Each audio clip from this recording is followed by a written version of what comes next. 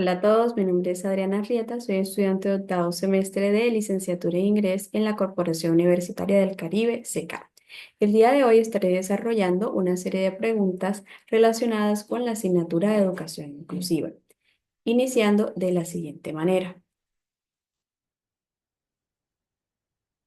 Primero, ¿qué entiende por diversidad? Bueno, cuando hablamos de diversidad, estamos haciendo referencia a esas características de tipo particular e individual que distinguen a cada persona de los otros y que obviamente varían, ¿cierto? Dependiendo de quién sea. Entre estas características particulares se pueden incluir las capacidades, necesidades, experiencias, motivaciones e incluso intereses que poseen las personas, los cuales es necesario recalcar que surgen o se moldean a partir del contexto en que se haya desarrollado la persona, es decir, el contexto en el que ha estado expuesto, que pues confluye, ¿cierto?, con toda la parte social, cultural y familiar de cada individuo. Además, para completar el término, podemos guiarnos con lo dicho por el Ministerio de Educación Nacional, para quien la diversidad abarca incluso otros factores como la etnia, el género, la orientación sexual, las capacidades mentales y físicas, así como la situación migratoria. Entonces, desde una perspectiva también educativa, la diversidad no solo es el reflejo de la sociedad, sino también que es un elemento que enriquece el trabajo en el aula y al sistema educativo en general, ya que fomenta el reconocimiento de la diversidad, de lo diferente, de las características particulares de cada quien, fomenta el aprendizaje, promueve la convivencia y el respeto por las diferencias. ¿Cómo define el concepto de inclusión? Bueno, en mi parecer, cuando hablamos de inclusión, esto implica la unión de dos factores, ¿cierto? El primero es el reconocimiento de las diferencias y el respeto por ellas, dado que cuando se reconocen las particulares de cada individuo, esto le permite o le da como que cierta libertad a la persona para que éste pueda mostrarse de manera auténtica. Mientras que el respeto, pues garantiza que estas diferencias no se convierten en un motivo de exclusión para esta persona. De igual manera, en el ámbito personal, profesional y laboral, la inclusión implica atender y valorar la diversidad en capacidades, estilos de aprendizaje, formas de trabajo de las personas, ¿cierto? Además, se trata de generar espacios equitativos donde las personas tengan las mismas oportunidades de participación, reduciendo de este modo pues todas las brechas que puedan conllevar a la exclusión o discriminación. ¿Qué significa para usted educación inclusiva? Bueno, para mí, la educación inclusiva es un proceso en el que el sistema educativo se adapta a la diversidad latente en el contexto en donde se desarrolla. Esto, como ya había mencionado en la pregunta anterior, implica reconocer y respetar las diferencias tanto en estilo como en ritmo de aprendizaje de los alumnos. De este modo, se garantiza que cada estudiante tenga un acceso a oportunidades equitativas para desarrollarse de manera integral. Dicho esto, para lograrlo, es fundamental que las instituciones educativas implementen estrategias pedagógicas que sean flexibles y que atiendan a las necesidades específicas de cada estudiante. De esta manera, pues, se promueve un entorno participativo en el que cada quien pueda opinar, pueda dar su granito de arena de manera activa. Y bueno, cabe resaltar también aquí que en este sentido el Ministerio de Educación Nacional da una definición sobre la cual debe guiarse o sobre la cual debe basarse toda la conceptualización acerca de la educación inclusiva. Y es vista como el fortalecimiento de la capacidad del sistema educativo para atender a todos los estudiantes, asegurando su participación plena y significativa en el aprendizaje. Considera que es posible desarrollar prácticas educativas inclusivas que atiendan la diversidad de todos y de todas y todos los estudiantes desde el aula.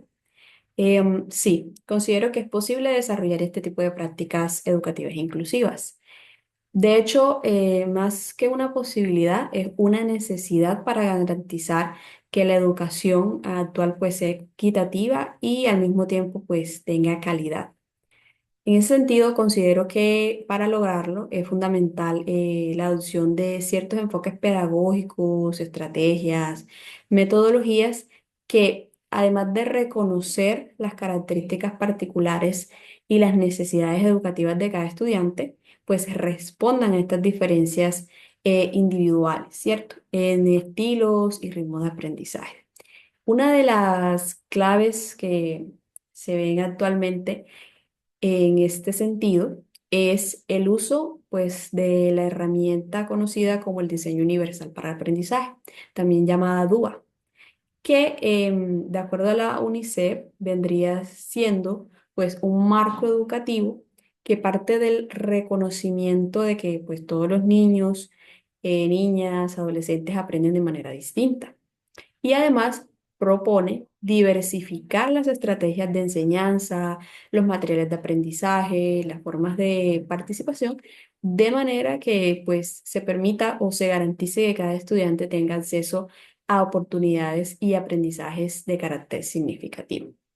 Y cabe resaltar que su aplicación no se limita a la labor en el aula como tal, sino que también abarca otros espacios educativos, de manera que se promueva una verdadera inclusión. ¿Cuáles cree que son las barreras que se presentan en su entorno para el desarrollo de prácticas educativas inclusivas? Bueno, existen una serie de factores que limitan pues, el desarrollo de este tipo de prácticas y no solo en mi entorno, sino que se extiende un poco más, ¿cierto? Entonces, a nivel personal, una de estas barreras podría ser la falta de conocimiento, es decir, que no se tenga la suficiente información sobre cómo empezar o llevar a cabo una práctica que sea inclusiva. También existen otras barreras familiares en el caso de, por ejemplo, la sobreprotección, y es que muchas veces en las familias cuando se tiene un niño con habilidades o capacidades diferentes, pues se tiende a protegerlo de una manera que va al extremo, es decir, teniéndolo en la casa, tratando de brindarle todas las comodidades allí para que no se sienta expuesto y por eso mismo limitan el acceso hacia lugares donde creen que puede haber discriminación o lo pueden mirar diferente, como por ejemplo en las escuelas.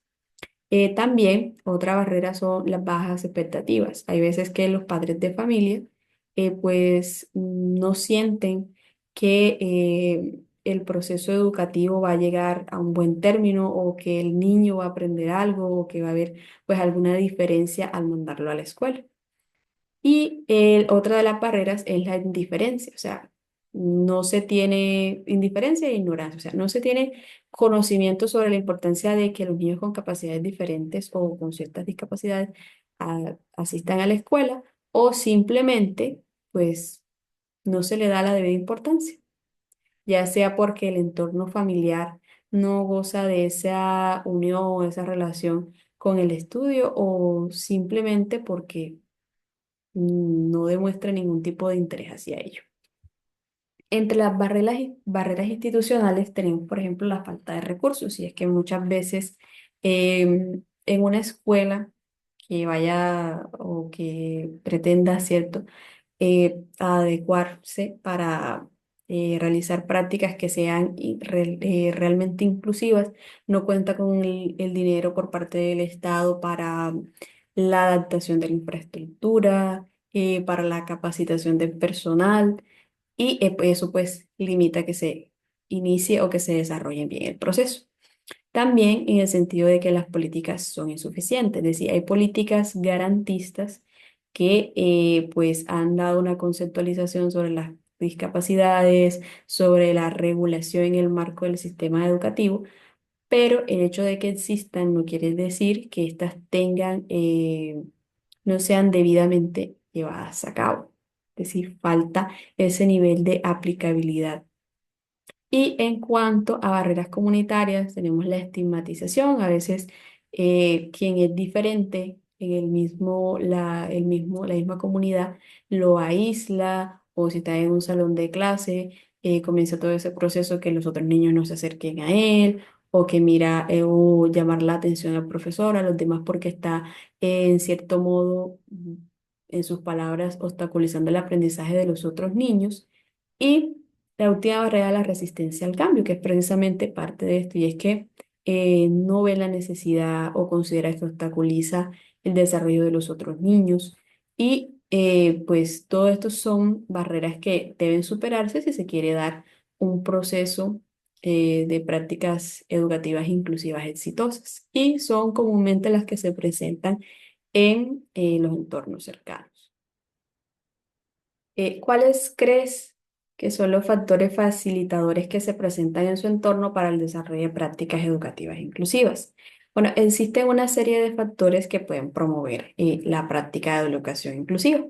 Entre ellos, a nivel personal, la disposición y el compromiso que tenga el docente para formarse pues, en todo lo que implica la educación inclusiva y la aplicación de aquellas estrategias que favorezcan la diversidad en el aula, ¿cierto? También se podría agregar la capacidad de autocrítica por parte del personal docente y lo que le permite pues una mejora continua en la práctica pedagógica. También otro factor sería los familiares, es que en este sentido pues se cuente con el apoyo y la participación activa de la familia en el proceso educativo de los hijos, que se tenga una mayor conciencia sobre la importancia de que a los niños se les formen. Y también que se generen o sí, se generen expectativas altas con respecto al aprendizaje y el desarrollo integral del niño.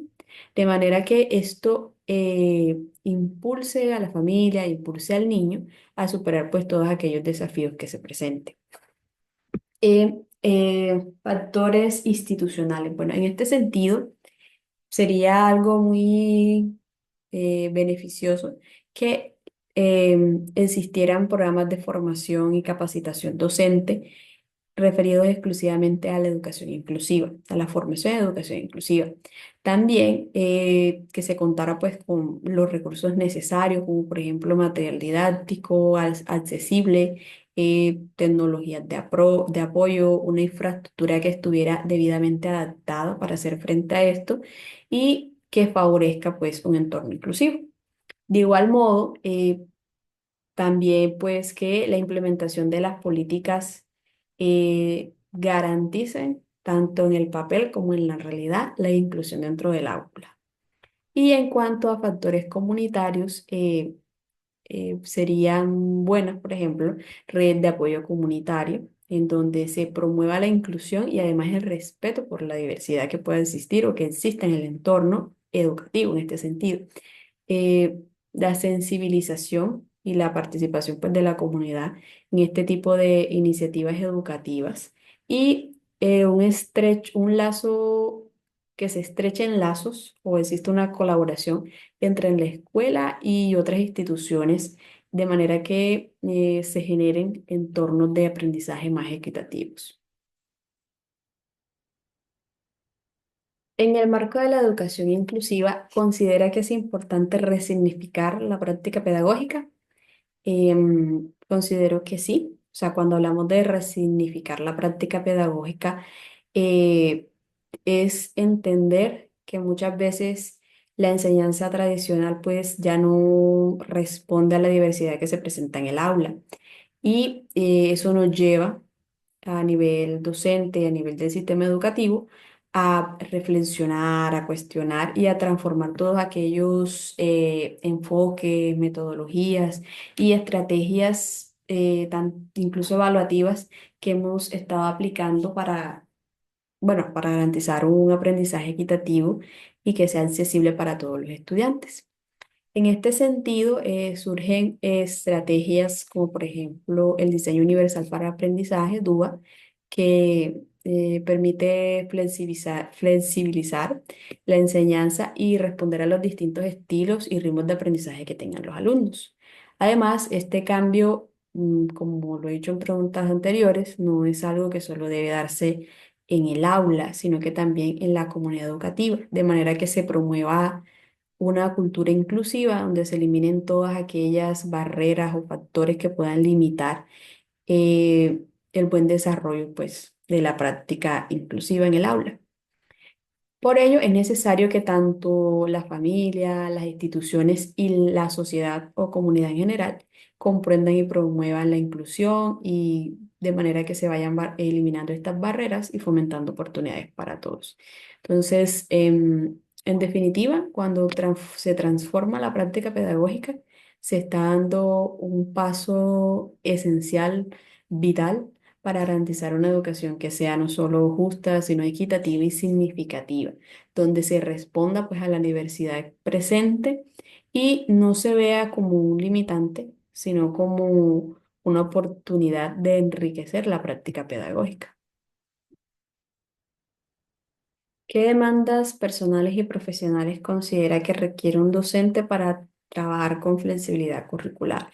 Bueno, entre esas demandas considero que primero debe tener una formación en educación inclusiva, es decir, en todo lo que representa las estrategias, enfoques y metodologías, como ya hemos mencionado, el DUA, un ejemplo de ello.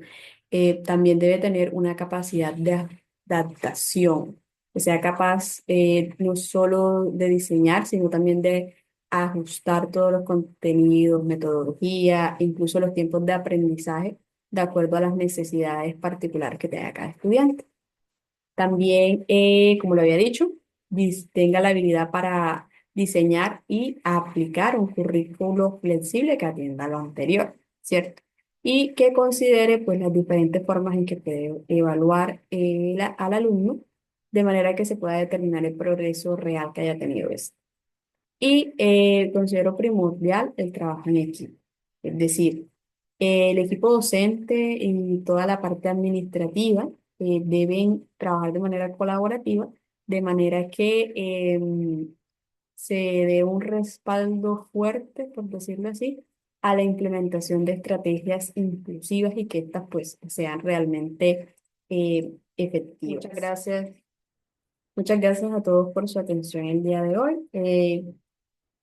En la pantalla puede conservar las referencias sobre la cual me basé para la respuesta a las anteriores preguntas. Que tengan un feliz día.